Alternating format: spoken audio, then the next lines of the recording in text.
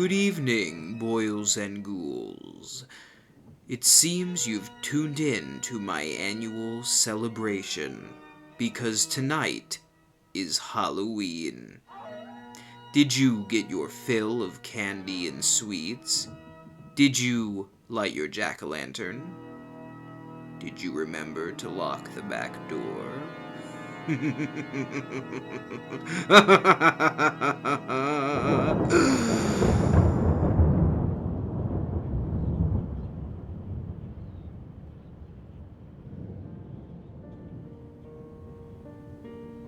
There is an abandoned cornfield located somewhere along US Route 36 near Kensington, Kansas, that is allegedly haunted.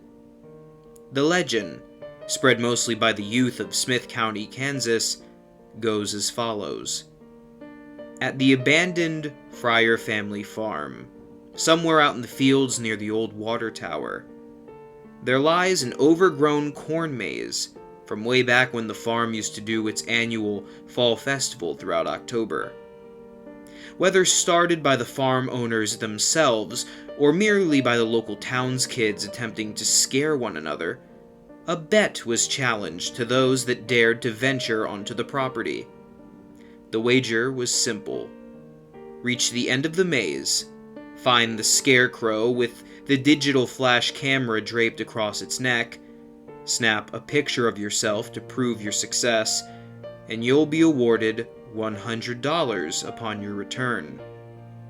The provider of the compensation of this amount was indeterminate. However, that detail appears irrelevant to the legend at large.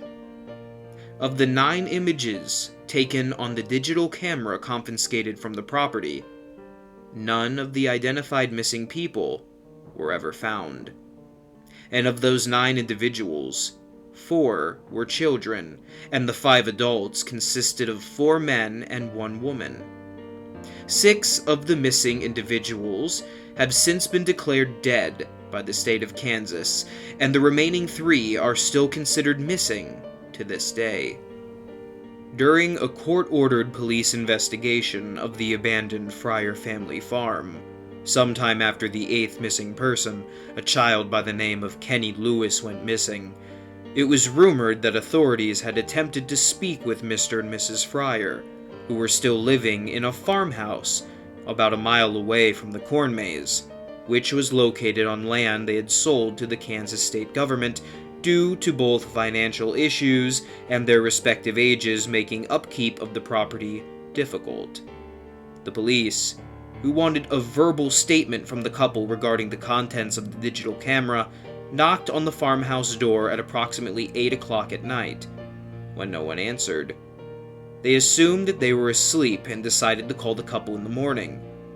When no one picked up the phone the following day, a state trooper was asked to check in on the household soon thereafter.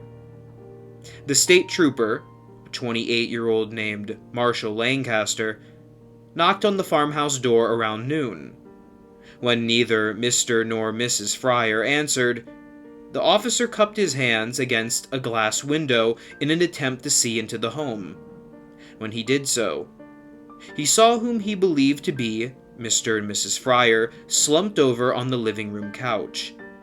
After a few attempts to catch the couple's attention, he feared them to be unconscious and broke down the door, which wasn't hard to do, he claimed, considering the hinges had rusted over. When he had reached the bodies, he realized that neither was Mr. nor Mrs. Friar, but rather 2 scarecrows seated in their places, dressed in their clothes. Subsequent investigations by the Smith County Police concluded that neither Mr. nor Mrs. Friar nor their bodies were present on the property, nor was any evidence of foul play. The couple remains missing to this day. This lack of evidence led the investigation, shortly after discovering the empty farmhouse, to go cold, with only obscure leads in scattered directions. One such lead was brought to light years later, after the government seized land, both the farmhouse and the surrounding property, including the old corn maze, was sold to a wealthy rancher.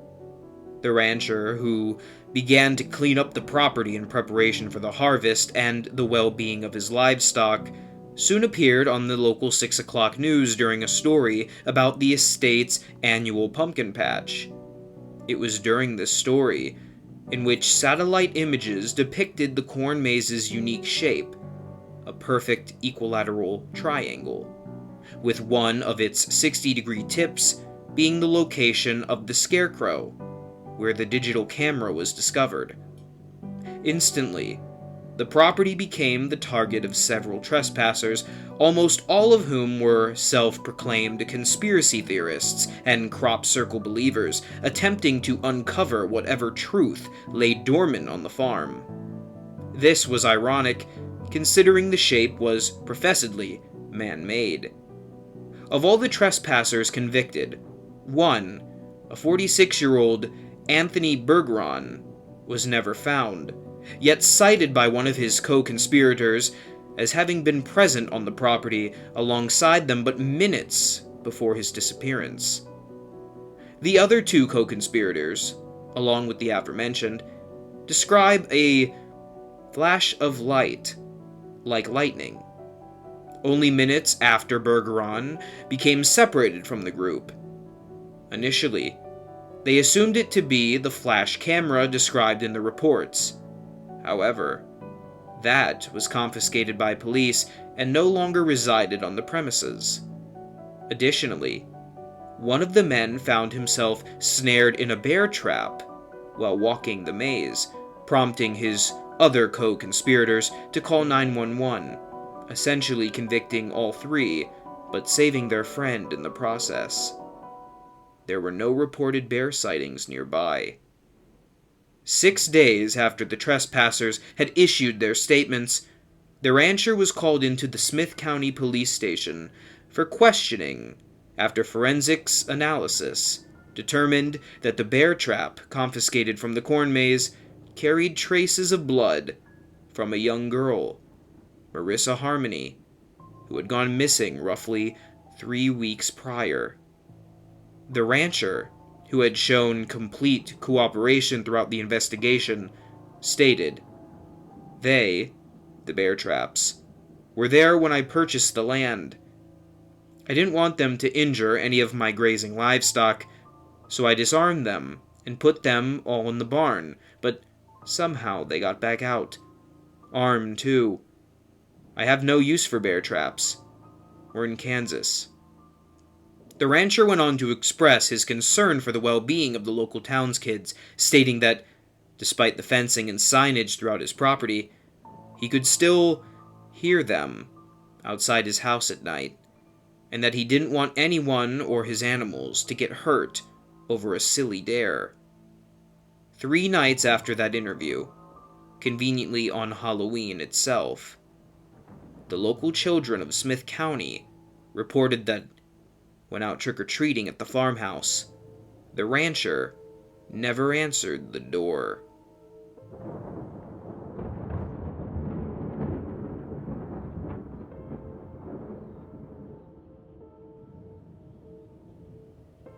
The story happened on the bleak night of November 14th, 1995, in Beijing, China. An old man, some also say an old woman, was waiting at a bus stop at midnight, picking up a conversation with the only other person at the stop, who was a quiet young gentleman. When the midnight bus 375, the last bus for Route 375 from the Huanminghuan bus terminus, finally came, they both boarded it.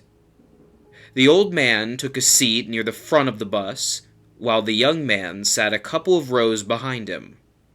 There was no other passenger along with them other than the driver and a decent lady ticket collector. After a while, the driver spotted 2 shadows by the side of the road, waving at the bus. The driver stopped, and when the doors opened, 3 people got on. There were 2 men who were supporting a third man between them, holding him up by his shoulders. The man in the middle was looking disheveled, and his face was bowed, so no one could see his face, and there was a dismal, calm atmosphere inside the bus. Shortly after that, the old man picked up a fight with the young man under some silly pretext of stealing his wallet. The altercation escalated, and the bus driver forced them both off the bus. When they finally got off and the bus zoomed away, the old man was no longer angry, and he told the young man that he had saved their lives, because the new 3 passengers did not have feet and were floating. They were not living people, he said. After that, they went to the nearest police station to report this event, but no one believed them. But the very next day, the bus company issued a statement. Last night, the final bus for Route 375 has vanished, along with the driver and the ticket lady. The police immediately chased down the old man and the young man, who were assumed to be mentally ill when they tried to raise alarm earlier, and they were both interviewed on the news.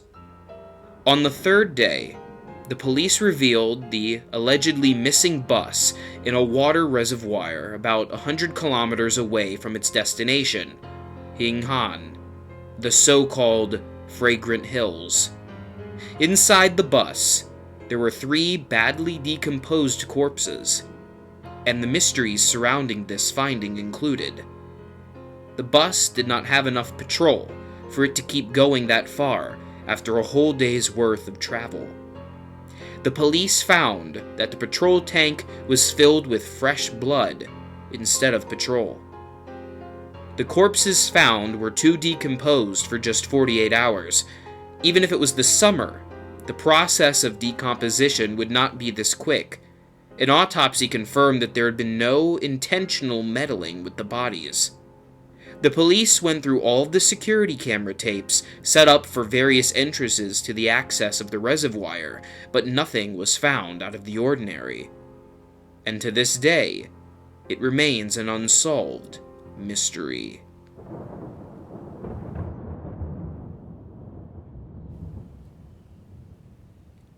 Have you ever been taking a shower while alone in your house and felt like something was moving around behind the curtain? Or watching you? Did you look up? Did you catch the very vaguest hint of eyebrows or a tuft of matted greasy hair above the curtain rod? That's not a good idea. It doesn't like it if you see it. It likes it the most when you've got shampoo on your hair and your eyes are shut tight. Or even better, when there's soap and bubbles all over your soft pink face. It likes that the best, because your eyes are clenched so tight, and even when you want to open them, like if you heard a soft scratching against the plastic shower curtain, or rasping of claws on the bedroom tile, or the gentle splatter of drool or blood, or God knows what, well, you wouldn't open them because your eyes would burn. Right? Right. Don't open your eyes, because if you ever see its face, catch its eyes, well, it'll notice.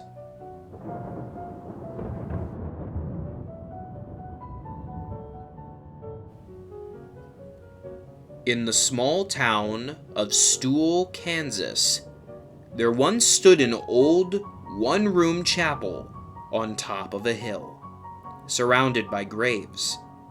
Beside the church was a cellar that was very difficult to find, as its doors had grass grown upon them.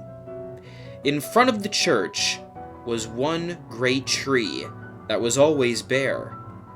None of the town's members could recall ever having seen a leaf upon its branches. In the town's earliest years, well before the Civil War, there were several farming families that lived there.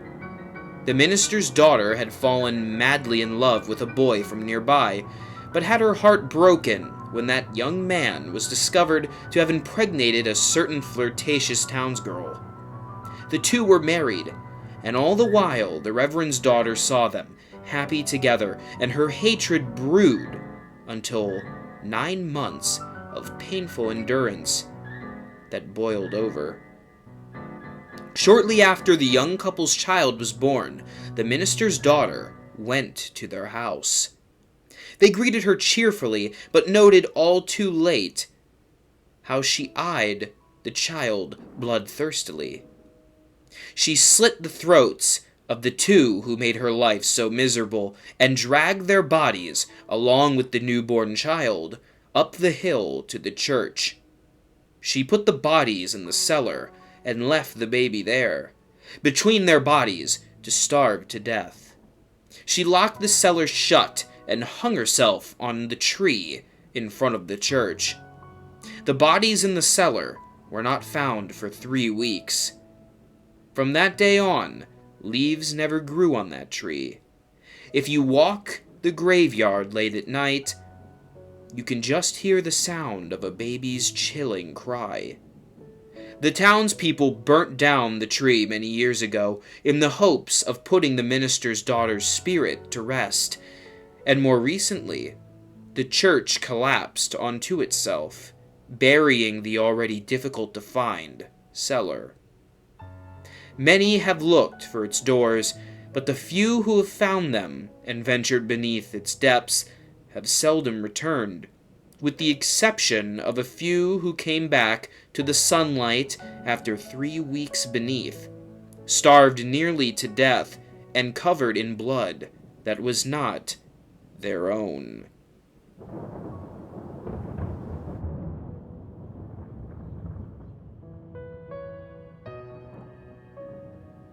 Do you have something that you truly, relentlessly desire? Despite your state of life, is there something else that you would go completely to the end of the world to get? Well, lucky for you, there's a way to achieve what you're looking for, and you won't need to go to the end of the world to get it. You will need to go somewhere, and the place may be too out of reach for some. No, it's not far away, closer than one might believe, but there are requirements that some individuals may not meet. First, whatever it is that you seek, know that you must seriously desire what you want. In your eyes, it should be something you need. If you begin the journey without the correct state of mind, you will surely fail, as it will be near impossible to turn back once the journey starts. The second requirement is that you will need a vehicle of some sort. Most use a car, as it's the most comfortable choice. There have been a select few that have used small motorized vehicles, such as an ATV or motorcycle, but this has proven to be quite difficult, as the conditions of the journey can prove to be too bothersome. Do not use a vehicle too large or noticeable, as you will need some of the cover of night to be most safe. Also, while any sort of car will do, you may not wish to choose the most expensive or cherished vehicle. You can take your new black Mercedes for the drive if you'd like, but don't expect it to come back in a pristine state. Make sure your vehicle is completely fueled before beginning the drive. The first task is to locate the road. It doesn't have a name, it's not on the map, and technically, it doesn't even exist. It will only show up if you're looking for it at the right time, and you will only spot it if you know what to look for. Finally, you must be alone during the journey. You didn't think you'd be able to go with a group now, did you? It must be night when you begin. Choose the time of night where you believe the roads are the least populated. Drive to any area that is just a stretch of road surrounded by woods. Here is where you'll want to start paying close attention. If you're looking for the road, it will turn up eventually, but you need to search for the road's hint in order to pull down the right one. Once you're close, you will see or feel its signs, but what the signs will be will depend on what it is that you desire. For example, if you're in search of wealth, you may spot shimmers on the empty branches of trees, as if they resembled the shine of gold or diamonds.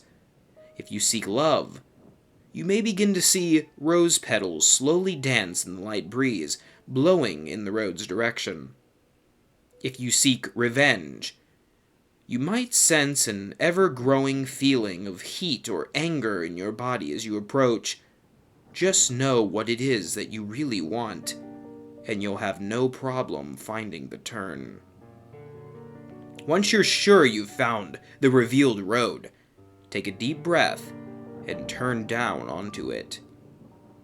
At this point, you'll have officially started down the nameless road, which will bring you through 11 miles, leading to whatever it is you seek.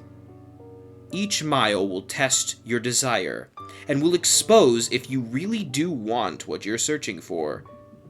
Before you go any further, stop the car and be wary of a few advisements. Do not turn on a radio during the drive. Do not use a phone during the drive. Reception would be cut off anyway. Do not open the windows during the drive. Make sure they are closed before you continue. If you are riding a vehicle without windows or a top, then prepare for the worst, as the odds are heavily against you. Do not attempt to leave your vehicle at any time. You'll never want to exceed 30 miles per hour unless you're desperate to make it through a section of road. And, most importantly, as with any drive, buckle up. Feel free to prepare and make sure you're ready. Once the road has been entered, time has stopped, so you don't need to worry about losing the night. Though you may not notice, you're not actually in your own world anymore. Take one last moment to realize that once the first mile is over, there is no turning back. If you ponder turning back at all, know that you shouldn't even be on the journey in the first place. Once all is done, start continuing on the road. On the first mile, you won't see much change. The road passes through mostly woods, with a few miles being an exception. The air will turn a bit colder, in which you should turn your heating system on if your vehicle has one. You won't want to take your eyes off the road. Take some time to calm any uneasiness by admiring some of the night sky. You'll see it completely lined with stars, more than what would ever be possible otherwise. If the weather was cloudy beforehand, you'll also notice that the sky is now clear. On the second mile, the air will become even colder. This is primarily the reason why traveling in an open vehicle is very difficult. With each mile, the air will drop in temperature, even if the season should be warm. If the air is too cold to bear, even with the heat on, your only option is to speed up. With each mile, the road also becomes more complex, taking more turns and showing an increasing amount of road hazards. Be sure to always keep focused on the road in front of you in order to avoid as many bumps or obstacles as possible. Hitting a few rocks and potholes won't hamper your progress too much, but you'll want to keep it in the best condition for as long as possible. If your vehicle is forced to a stop because of damage, then there's nothing left for you to do except eventually freeze to death. On the third mile, you may begin to spot silhouettes of human figures lining the trees. Pay no attention to them, even if they seem to get closer. It will be hard to resist peeking at their unnerving, distant appearance, but know that they will reveal themselves later. At this mile, the road will become dirt if you weren't driving on it in the beginning. Keep to the center of the path, as it will become narrow and wide at random intervals. On a quick side note, should you ever attempt to turn around, despite the previous warnings, you'll be left on a path which never ends. You would simply run out of fuel eventually and be left to freeze in the cold conditions. On the 4th mile, you will not only see more of the figures, but you will begin to, in a sense, hear them. In the back of your mind, a very faint, unintelligible whisper will echo. These will come and go, but you can't stop them. If they become bothersome or distracting, try and tune them out by thinking of what it is that you desire. Attempting to listen and determine what the voices are saying will only attract them to you, and you will want to be as far away from them as you can. They'll be closer later, so there's no use bringing them near you this early. On the 5th mile, you will come to a clearing. The lining of trees to your left will disappear to reveal a lake with no end, with a beaming great moon over the water. The illumination from the moon will be so spectacular that the vehicle's headlights will no longer be required. Restrain yourself from gazing at it. If you look at its light, even for more than a few seconds, the road in front of you will end, throwing your vehicle into the water in which you will freeze in mere minutes. The voices will also be gone for this mile, but don't rejoice yet. They'll be back. On the 6th mile, take into account that you are more than halfway done. Despite the progress, you may lose hope here. The stars will have disappeared at this point, leaving the sky an empty black abyss. The clearing will have ended, leading you back into the woods. The only light you will have will be provided by your vehicle's headlights, but they will flicker from time to time, even if you're sure they're in perfect working order. If you have a radio in the vehicle, it will turn on here automatically. If you didn't turn it off beforehand, it will produce an overwhelming screech that will send you off path. A calm voice will then begin to speak about your greatest fears, what is to you horror in your life. It will speak in a way that will cause you to visualize the words in your mind, so don't listen to it. If you begin to comprehend what it's saying, the horrors will prove to be too much for you to stay on the road safely. Attempting to turn off the radio will prove no use. Speed up if you need to. Just keep your mind off the voice as much as you can. As you approach the end of the mile, the voice will fade out of the speakers, leaving your ears at peace, for now. On the 7th mile, the voices from the figures will return. It won't sound like a whisper this time, but more like distant screams, growing closer with each second. At some point on this mile, you'll hear one of them in your ear, as if one of them were right behind you. This is because one of the figures have found their way into your vehicle. Do not turn around. Their faces will shock you to a paralysis, leading you off the road. If you don't draw attention to it, it will become uninterested and hopefully leave. These beings are said to be the ones who have traveled down this road before, but were not successful. They live in the remainder of their existence suffering in the darkness, with their only goal being to bring other travelers down with them. It has been said from experience that these beings cannot physically harm you, So long as they don't cause you to wreck, you should be fine. On the 8th mile, slow down if you're going too fast. The road here takes very sharp turns, which, if overshot, will throw your vehicle into a pit through the trees. The cold is near fatal here. If you were to have a glass or bottle of liquid in your vehicle, it would be solid in seconds. The heating system will have been completely obsolete. Your headlights will flicker more, sometimes shutting off for a few seconds.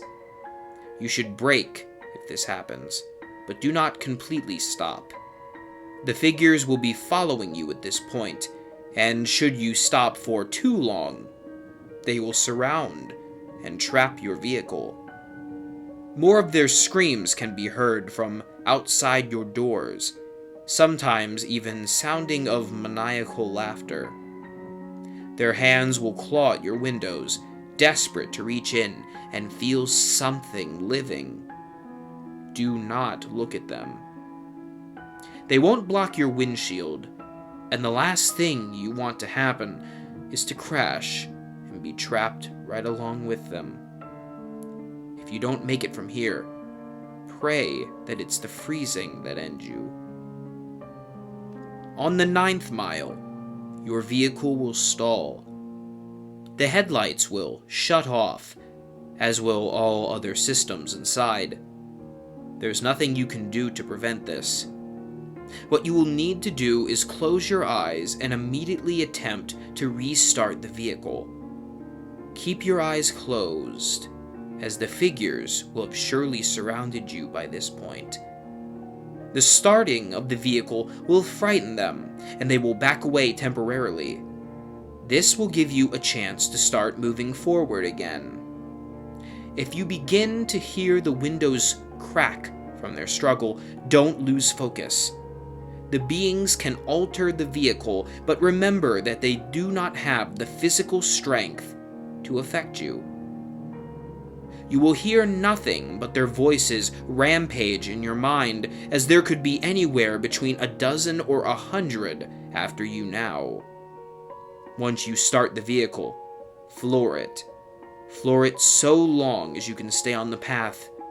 When the mile's done, the beings will retreat. On the 10th mile, the voices of the beings will stop. If you were to look in your rearview mirror, do not actually do this. You will see them following, but not as if they were chasing. They are watching you, as if they were seeing you off. As you go down the 10th mile, the road will be smoother, as if you were back on the first. The figures will be lining the sides of the paths ahead of you. They won't be after you, but they will watch you as you pass. Some have theorized that the beings are impressed here, that you have come a long way on the journey to what you desire. This is false. They are not impressed, but they are happy. They are happy that you are about to approach the next mile. They are happy because you are most likely going to your death. On the 11th and final mile, everything in your vehicle will lose power, as it did on the 9th mile. The vehicle would normally be immobile, but you will still be moving. An unknown force will be pulling you forward. In the darkness, you will see a glowing red light up ahead, as if it were a light at the end of a tunnel. Close your eyes and cover them. Do whatever it takes to make sure you do not see what you are about to go through. Covering your ears will also be helpful, but keeping your eyes covered should be a higher priority. The red light is another clearing, but there's no moon or lake this time. Once it's entered, unrelenting and inconceivable noises will sound from all directions. No amount of bravery and conditioning will spare you from these sounds. The cold will turn to a merciless heat, burning all parts of the vehicle. You will feel the illusion of your flesh being burned off your bones, that every part of you is being destroyed as you travel through screams and audible suffering. As long as you keep your eyes closed and resist the urge to see where you are, you will survive through the suffering. This will last a total of 31 seconds, but many fail to keep their vision closed during that time and are left to the worst fate of the road. Where is this mile located? Those who have survived do not know. Some have named it the transmission from hell, but whether it's part of hell is debatable. After the final mile, power will return. Stop the vehicle. Take a moment to possibly regain some of your sanity.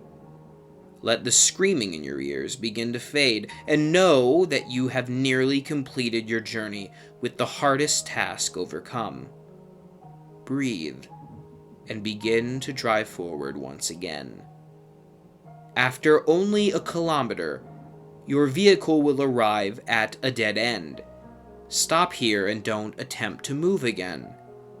Nothing will happen right this second, but do not be disappointed. Relax and close your eyes. Imagine in your mind what it is you've desired this entire time. It will most likely still be the same as when you entered, but for some, this desire may actually change through making this journey. Think about what it was that you went through such terrifying and difficult means to acquire, and imagine possessing it in your hands. Once you have completely visualized this, slowly open your eyes. You will then find yourself at the beginning of the unnamed road, where you first began. This may confuse you, but know that you are finished. Your task is done. Your mind will then turn to your reward. If what you desired was material, check in the back seat, or in the trunk if the object is larger. If the object was small enough, it might already be in your pocket. If what you desired was non-material, then do not be disappointed if the change is not immediate. Turn back to where you came from, and you will find in your life that what you wanted is there. You may have found the love of your dreams. You may have gained unnatural, unimaginable power. You may have put your most hated enemy to the most satisfying revenge possible. You will have no doubt gained what you have deserved. So now that the task is done, what's the catch? Is your vehicle cursed? Is there something you're about to lose? Is your death imminent? The answer to all is no, of course. You've done the challenge. You've proved worthy of what you desire. As stated before, the sounds of the 11th mile will continue to exist in your mind, potentially causing some vivid and unusual nightmares, but these should prove as nothing compared to what you have gained. Now, one last question. Is there something else you desire? Are you not yet satisfied? After all, you're right back where you started. The road's right in front of you. So are you up for another drive? If so, buckle up and just move forward.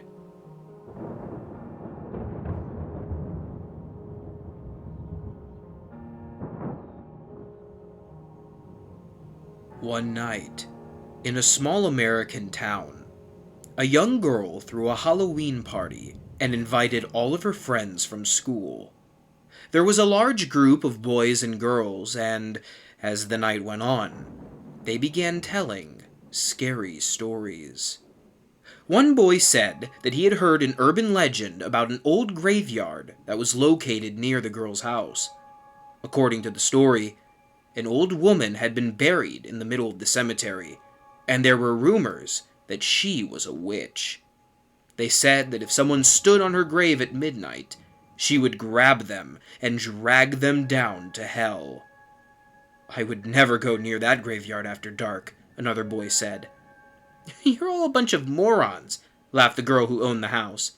"It's just a silly superstition. I can't believe you'd take it seriously." The boy who had told the story turned to her and sneered. "It's all very well to be brave when you're safe and warm in your own home. I think you'd have a different attitude if you actually went to that graveyard." "It wouldn't make a difference," replied the girl haughtily. "Okay then, prove it," said the boy. "We'll all go down to the cemetery and wait outside while you go in and stand on the old witch's grave." "A grave doesn't scare me," said the girl. "I'll do it right now." "You'll have to prove you really did it," said the boy. "Otherwise you might chicken out." He took a knife from the kitchen drawer and handed it to her. "Stick this knife in the grave," he said. "Then we'll know you were there for sure." The group of kids set out for the graveyard, and when they reached the old iron gates, they gathered in a circle. All of them stared at the girl. She tried to pretend that she wasn't scared, and she hoped they didn't see her shivering in fear. With the knife clutched tightly in her hand, the girl walked through the old iron gateway and made her way through the darkened graveyard. In the moonlight, the tombstones and trees cast strange and unnerving shadows. Eventually, she came to the old woman's grave. "There's nothing to be scared of," the girl told herself. "It's just a stupid story." Crouching in front of the headstone, she whispered, "I'm not afraid of you." Then she raised the knife above her head and thrust it into the earth. "Take that, you old witch," she chuckled. The girl was about to turn and leave when she felt something holding her back. She couldn't move. Something was tugging on the hem of her dress, dragging it down. She was filled with terror and flew into a panic. "Help!" she cried. "She's got me! She's got me!" When she didn't come back, her friends began to get worried. After a while, they cautiously entered the graveyard to look for her. They found her sprawled across the old woman's grave. She was dead, and her face was frozen in a silent scream. Without realizing it, she had plunged the knife through her skirt and had pinned it to the ground. That was what had been holding her. The poor girl had been so terrified that her heart gave in, and she died of fright.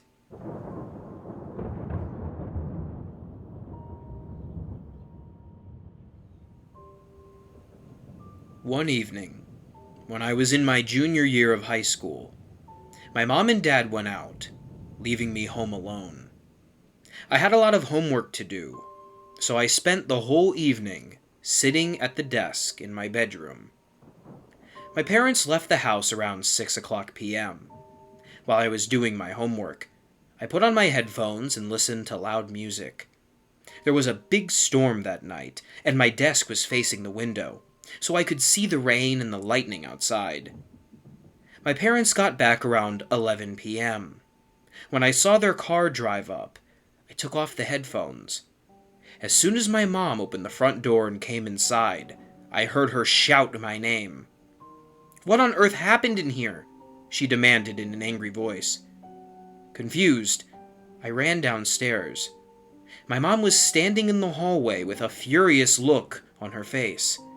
She pointed at the floor and yelled, "Was this you?" I looked down and saw the carpet. It was covered in muddy footprints. "I have no idea how those got there," I said.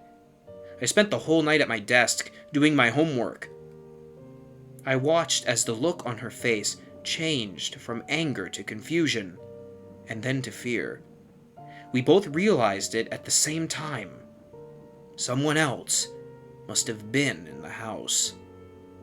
We followed the trail of footprints, trying to make sense of the whole situation. They started at the back door, which we usually left unlocked. Then we noticed something else. The footprints started at the back door, but there were no trail of footprints leaving through the back door. All of a sudden, we heard something like a loud, pounding noise that echoed throughout the house. Then, the sound of the front door being wrenched open and slammed shut again. Wham! We all ran into the garage and locked the door behind us. My mom took out her cell phone and called the police. "Please come quickly," she shouted. "Someone's in our house." After what seemed like hours, a patrol car arrived with 2 police officers, a male and a female. One officer stayed with us in the garage, while his partner went through the house, searching it room by room. When she came back, the female officer told us that there was no one in the house, and it was safe to go back in. As we were all breathing a sigh of relief, she asked, "Whose bedroom is upstairs on the left?" My parents looked at me. "It's mine," I told the officer. She asked us to follow her. As we walked through the house, we could see the trail of muddy footprints leading from the back door, through the living room, through the hallway, up the stairs, and into my parents' bedroom, and then towards mine. They stopped at my doorway. The female officer pointed at my door, which had been open the whole night. Scrawled on it, in black marker, was the following: 8:47, I see you. 8:53, you forgot to lock the back door. 8:59, you seem focused. 9:24, turn around. 9:47, look at me. 10:15, look at me. 10:37, look at me. 10:49, look at me. For more than 2 hours, someone had been standing in my doorway, watching me. To this day, I still shudder to think what would have happened if I had turned around.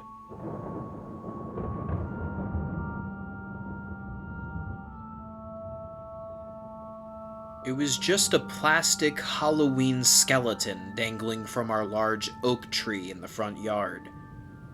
We had put it there in the middle of September, despite our neighbors' wishes.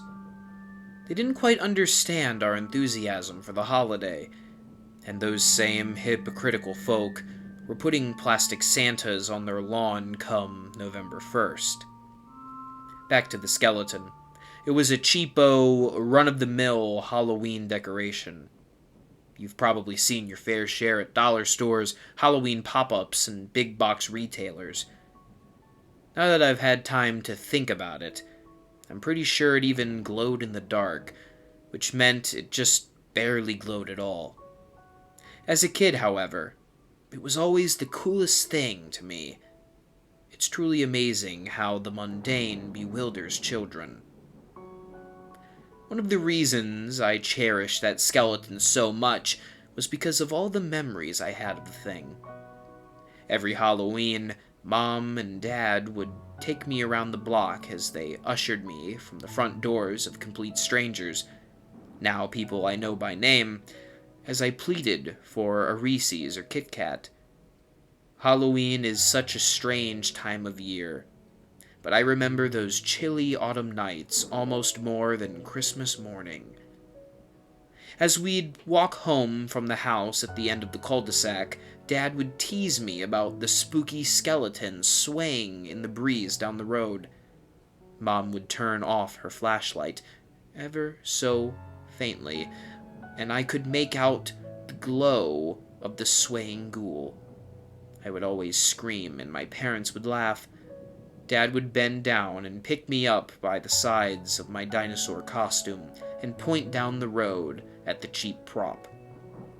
It's okay to be afraid, bud, but never let it rule your life. I would confidently nod, and my dad would hug me and set me down.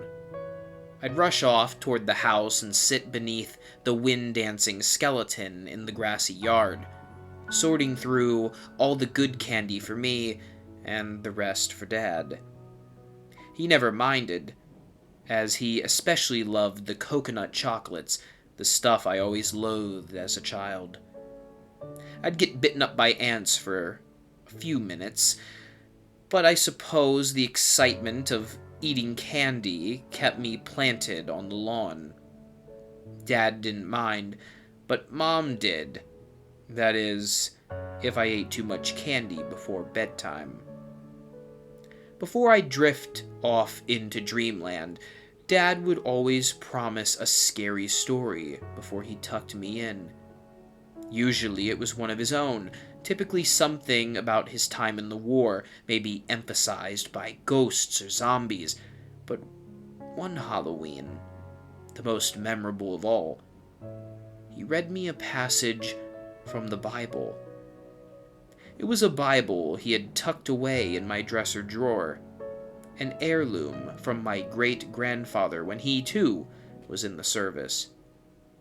The passage he read was from Ezekiel, the story of the Valley of Dry Bones, and how God would breathe into them and raise the corpses from the dead. As he said this, my dad would raise the pitch of his voice and point forebodingly to the skeleton hanging from the tree. "You know," he would say, growing more serious in his tone, "one day, I'm not going to be here for you, bud. One day, you're going to have to face your fears on your own. But don't worry. I'll always be there for you. With you. See you in the morning." I would smile and nod. I didn't entirely understand the concept of death. I thought skeletons were nothing more than spooky Halloween-themed monsters. The truth of the matter was that skeletons, as Halloween-y as they were hiding inside of all of us, just waiting for death to set them free. Eventually, I'd learn. Dad was called back on tour, and after only a few months of being away, Mom got the call. It was difficult for her, I'm sure, not only on her behalf, but on mine, trying to explain to a 7-year-old that Dad wasn't coming back. Ever. That must have been rough on Mom. "Maybe for Christmas," I said, hopefully, "so we can see Santa together?" My mom would shake her head with a tear in her eye. "No, baby," she sniffled. "Not ever. It's just you and me now, okay? Okay, Mommy." I realize now that my childlike optimism was painful for my mother to bear. Every few days I'd ask if Dad was coming home. I didn't entirely grasp the concept of death. When they had the funeral service for Dad, they chose to have a closed casket, as Mom and Nana didn't want me to see Dad. Not like that. "Will he come out of there?" I'd ask, pointing to the casket. "No, sweetie," Nana said. "Your daddy's gotta rest, okay?" I'd nod, still without a clue. I suppose ignorance is bliss. Children always have it easy, even when they don't. Halloween would come and go. It was never the same without Dad and his stories. Mom would take me around the block and hang the decorations, the same now faded skeleton jangling from the oak tree. It wasn't scary anymore, and as the years went by, it reminded me more and more of Dad. Eventually, I had lost interest in trick-or-treating, opting to stay inside and watch scary movies, which, for a 10-year-old, were about as intense as Casper. wouldn't even bother going outside for candy, as my mom would buy a baggie from the grocery store and fill a small pail on the front porch, and every now and again, I'd sneak a treat for myself. Before going into a candy-induced coma, I managed to make my way to the bedroom. Hobbling over to my window to close the blinds, I noticed something hanging from the oak tree, silhouetted by an orange hue from the neighbor's lights. It was the skeleton, but it had grown longer, taller. It was now a far darker color. I tiptoed down the hallway, past my sleeping mother's room, and flipped on the front patio light. And that's when I saw it. The skeleton was wrapped in muscle. Tissue and tendons surrounded the plastic bones, and for a brief moment, I could see skin slowly sliding up the corpse. I hid behind the front door for a moment, catching my breath, and on the verge of waking my sleeping mother with a shriek. I peered around the wooden facade and saw the skeleton, now anything but plastic, hop down from the rope it was bound by. The corpse, now nearly a full-sized person, yanked one of the sheet ghosts from the tree, tying the white fabric across its naked body. I flicked the light off, ducking down while still watching the figure in my front yard. It must have noticed, because it turned its head to face me. And that's when I saw it. It was Dad. He smiled at me through the glass and waved. I stood up, pressing my face to the cold glass. As I did, something flashed behind my dad's body at the end of the street, causing him to turn and look toward it. It was a bright, glowing light, brighter than anything I'd ever seen. He turned back to me and smiled, mouthing something as he did. He turned, facing the light, and gradually made his way toward it, eventually being engulfed in the shining radiance. After he met with the light, it disappeared, just as quickly as it appeared. I felt a warm tear roll down my cheek, now pulled away from the icy window, as if, finally, I had realized that while my dad was gone, somehow I'd see him again. Only ascertained by the words I now believe were what my dad mouthed to me. See you in the morning. Halloween is, and will always be, my favorite holiday. It reminds me that, after each All Hallows Eve, there's a bright morning.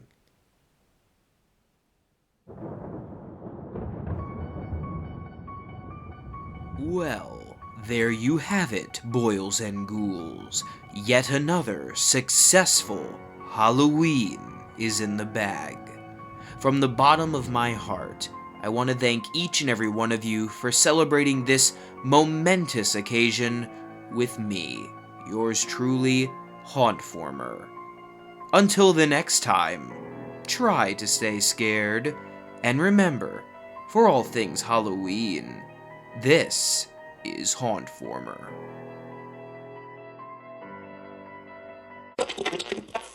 Halloween, Halloween, ooh, Halloween. Happy Halloween to all, and to all a good Friday.